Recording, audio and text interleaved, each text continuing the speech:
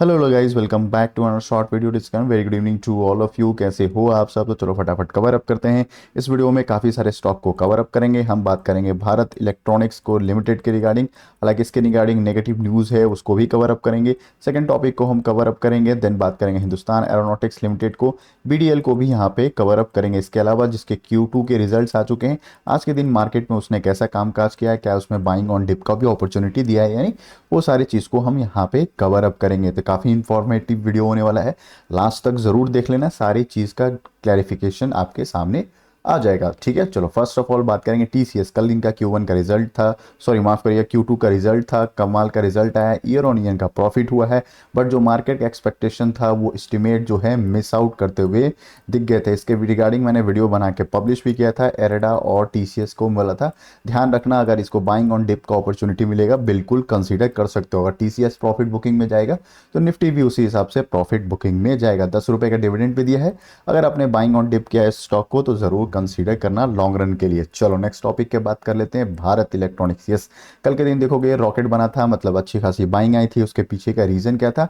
उसके पीछे का रीज़न था कि हमारा एचएएल में बहुत अच्छा सीसीआई ने 80,000 करोड़ के आसपास अप्रूवल करते हुए दिख गए थे। ठीक है, बट आज के दिन दिखेंगे बीएल जो है फ्लैट होते हुए दिखेगा, या फिर बात करो थोड़ा सा वॉलेटाइल होते हुए दिखेगा। इसके पीछे का रीज़न क्या है? इसके पीछे का सिंपल रीज़न है निफ्टी। आपको पता है निफ्टी 50 में इसका जगह हो चुका है। निफ्टी 50 जिस तरह से काम करेगा उसी तरह से इसका भी प्राइस एक्शन ऑलमोस्ट बनते हुए नजर आएगा, अगर इसका कोई पॉजिटिव न्यूज़ नहीं रहा तो। चलो अब हम बात कर लेते हैं दो इंपॉर्टेंट न्यूज़ के बारे में। पहला जो इंपॉर्टेंट न्यूज़ रहेगा कि हाल फिलहाल इनको 500 करोड़ का ऑर्डर मिला था, जिसको हमने कवर अप किया था। ये 500 करोड़ का इनको ऑर्डर्स मिला था। सेकंड इंपॉर्टेंट रहेगा Q2 का रिजल्ट। 25 अक्टूबर को इनका Q2 का रिजल्ट आ रहा है, तो अलर्ट रहना। अगर आप मेरे चैनल को सब्सक्राइब नहीं किए हो तो बिल्कुल सब्सक्राइब कर लेना। मैं सारे स्टॉक का Q2 का रिजल्ट आपको अपडेट करते रहता हूँ। मार्केट का एक्सपेक्टेशन भी क्या है वो भी आपको बताते रहता हूँ। तो भारत इलेक्ट्रॉनिक्स को भी हम वहाँ पे कवर अप करेंगे। नेगेटिव न्यूज़ की बात करें तो इस मार्केट में अगर देखोगे शेयर होल्डिंग पैटर्न का सितंबर मंथ 2024 का अपडेट हो चुका है। इसमें अगर देखेंगे एफआईएस ने क्या किया है, अपना स्टेक जो है स्लाइटली कम करते हुए दिखा, और डीआईएस ने भी अपना स्टेक जो है स्लाइटली कम करते हुए दिखाया। मतलब क्या है कि प्रॉफिट बुकिंग करते हुए शेयर होल्डिंग में आपको दिखा है इस स्टॉक में प्रॉफिट बुकिंग आई है। तो कहीं भी स्टॉक आपको 270 के आसपास मिलेगा तो बिल्कुल एवरेज करने का प्लान ऑफ एक्शन रखना। लॉन्ग रन के हिसाब का आपका माइंडसेट है, बिल्कुल लॉन्ग टर्म के लिए आप इस स्टॉक को दबा के बैठ सकते हो। अभी तक लाइक एंड सब्सक्राइब नहीं किया है तो हम्बल रिक्वेस्ट रहेगा आप लाइक एंड सब्सक्राइब जरूर कर देना, ताकि मेरे वीडियोस आप तक रीच आउट पाए और सारी न्यूज़ से आप अपडेट रहें।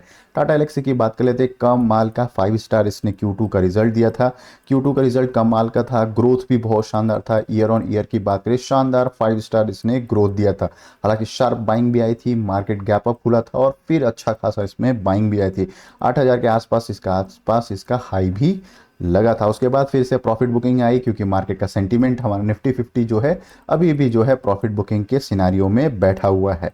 इसके हिसाब से देखें कहीं भी स्टॉक अगर आपको बाइंग ऑन डिप का अपॉर्चुनिटी देता है बिल्कुल रडार पर रखना इस स्टॉक को, क्योंकि ये लॉन्ग रन में 5 स्टार स्टॉक नज़र आ रहा है। कहीं भी ये 10,000 के ऊपर चला गया तो एक चांसेस बन सकते हैं कि आने वाले टाइम स्प्लिट या फिर बोनस का भी अनाउंसमेंट कर दे कोई इसका रिपोर्ट के जरिए। मैं बता नहीं रहा हूँ, ये एक चांसेस रहता है। जब भी किसी भी स्टॉक का वैल्यूएशन बहुत मतलब प्राइस जो है बहुत टॉप पे चला जाता है तो मार्केट क्या कंसीडर करती है, थोड़ा सा इसको डिस्काउंटेड करने का प्लान ऑफ एक्शन में रखती है। ठीक है, तो 7,600 के लेवल के आसपास या 7,500 के लेवल के आसपास ये कहीं भी स्टॉक मिले बिल्कुल कंसीडर करना। हालांकि मल्टीपल टाइम ये स्टॉक को हमने कवर अप किया था जब इसका स्विंग ट्रेड का इनिशिएट किया था हमने, क्योंकि ये मल्टीपल टाइम यहाँ से रेजिस्टेंस फेस कर रहा था। जब ये ब्रेकआउट हुआ था तो भी हम इस ट्रेड को कैप्चर आउट किए थे हम लोगों ने। ठीक है, लॉन्ग रन के हिसाब से देखना ईयर ऑन ईयर भी शानदार ग्रोथ है, एंड क्वार्टर भी इनका शानदार ग्रोथ होते हुए दिख रहा है। सेकंड टॉपिक की बात करते हैं जोमेटो। यस, इस स्टॉक को थोड़ा इनिशियली आप रडार पे रखो। कमाल का ये स्टॉक है, लॉन्ग रन के प्लान ऑफ एक्शन में रख रहे हो तो बिल्कुल बाइंग ऑन डिप का प्लान रखना। जब तक स्विगी का आईपीओ लिस्टेड नहीं होता है तब तक इन सारे स्टॉक को कोई प्रॉब्लम होते हुए नजर नहीं आएगा। लॉन्ग रन में आपको पैसा बना के दे देगी। ब्लैंकेट भी इनका सबसे बड़ा गेम चेंजर बन के सामने आया है। हालांकि काफ़ी सारे लोगों का एनालिटिक का मानना है कि आने वाला टारगेट इनका 330 रुपीज़ के आसपास भी हो सकता है, या उससे ज़्यादा 340 रुपीज़ का भी इनका इन्होंने टारगेट इसका प्रिडिक्ट करके बैठे हुए हैं। अगर आपका अभी तक इसमें स्टॉक को प्लान ऑफ एक्शन में नहीं खरीदो अपने पोर्टफोलियो में तो क्वार्टर 2 के रिजल्ट के बाद भी आप प्लान ऑफ एक्शन में रख सकते हो, या बाइंग ऑन डिप कर रहे हो तो क्वांटिटी एकदम कम करके रखना। लॉन्ग रन के हिसाब से ज़रूर इसको कंसिडर कर सकते हो। हालांकि आज के दिन देखोगे इसका अच्छा खासा डिलीवरी उठाया जाए, 52% के आसपास ये ट्रेड वैल्यू में रहा है। कमाल के यहाँ भी बाइंग हो रही है मार्केट जब अच्छा खासा प्रॉफिट बुकिंग में है, क्योंकि इसका मार्केट का जो एक्सपेक्टेशन है वो पॉजिटिव मोमेंटम को लेकर चल रहा है। तो आने वाले टाइम में अगर इसका Q2 का रिजल्ट का कोई डेट अनाउंसमेंट होता है मैं आपको पब्लिक करते हुए दिख जाऊंगा। तो चलो नेक्स्ट टॉपिक की बात करें तो एरेडा। एरेडा कमाल का ये स्टॉक है, आज के दिन हरे निशान में है।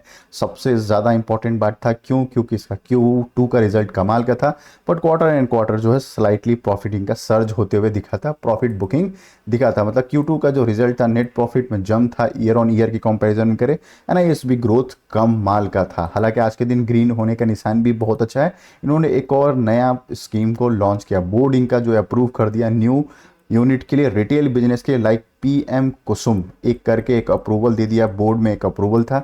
मेजरली इनका फोकस क्या रहेगा PM कुसुम के तहत, rooftop solar and other consumer focus segment like renewable energy such as electric vehicles, energy storage and green technology and energy efficiency of the current filling। मतलब क्या, रिन्यूएबल सेक्टर में इनका एक और थोड़ा सा अपना जो बिजनेस है उसको थोड़ा एक्सपेंशन करते हुए थोड़ा सा और भी आपको फ्री हैंड करते हुए दिखेंगे कि अलग अलग रिन्यूएबल सेक्टर में हम इसको प्लान ऑफ एक्शन में रखेंगे कि आने वाले टाइम में हम अच्छा खासा कर सकें। NIA की ग्रोथ की बात करें, शानदार 52% का ग्रोथ होते हुए दिखा था, ये भी हमने कवर अप किया था। पिछले साल 360 करोड़ के आसपास NIA था, नेट इंटरेस्ट इनकम था, और इस साल की बात करें 554 करोड़ के आसपास आया था। जब ये डेटा आया था तभी बोला था स्टॉक को आप बाइंग ऑन डिप का कंसीडर कर सकते हो, क्योंकि ये स्टॉक जो है आने वाले टाइम में आपको लॉन्ग रन में पैसा बना देगा। तो टेंशन वाली बात नहीं है, दबा के बैठे रहो स्टॉक, अच्छा खासा ये स्टॉक लॉन्ग रन में आपको पैसा बनते हुए मिल जाएगा। ठीक है, चलो छोटा सा एक अपडेट और भी कर देता हूँ, इसमें छोटा सा नेगेटिव है। रेडा की हम बात कर लेते हैं तो प्रमोटर्स की होल्डिंग 75 है, बट सितंबर मंथ का देखोगे तो यहाँ भी प्रॉफिट बुकिंग किया है FIS ने। मतलब क्या, सरकारी कंपनी में FIS और DIS जो है प्रॉफिट बुकिंग थोड़े थोड़े क्वांटिटी में कर रहे हैं। GREC का भी अच्छा खासा प्रॉफिट बुकिंग हुआ है। GREC में तो अगर कंसीडर करोगे 6% के आसपास DIS की होल्डिंग थी जो 2% के आसपास आ गई है। तो GREC थोड़ा सा सबसे ज़्यादा रडार पे है, हालांकि लॉन्ग रन में वो भी स्टॉक अच्छा दिख रहा है। नेक्स्ट टॉपिक की हम बात कर लेते हैं, हिंदुस्तान एरोनॉटिक्स लिमिटेड। कमाल के कंपनी है, मल्टी बैगर रिटर्न दे चुका है, कॉर्पोरेट एक्शंस भी हो चुका है। किसी ने स्प्लिट एंजॉय किया है तो ज़रूर कमेंट बॉक्स में बताना, क्योंकि लॉन्ग रन में ये स्टॉक आपको पैसा बना के दे सकता है। इसके पीछे का मल्टीपल रीज़न बताया है कि अभी अभी हाल फिलहाल CCI ने एक क्लियरेंस दिया है डिफेंस डील का।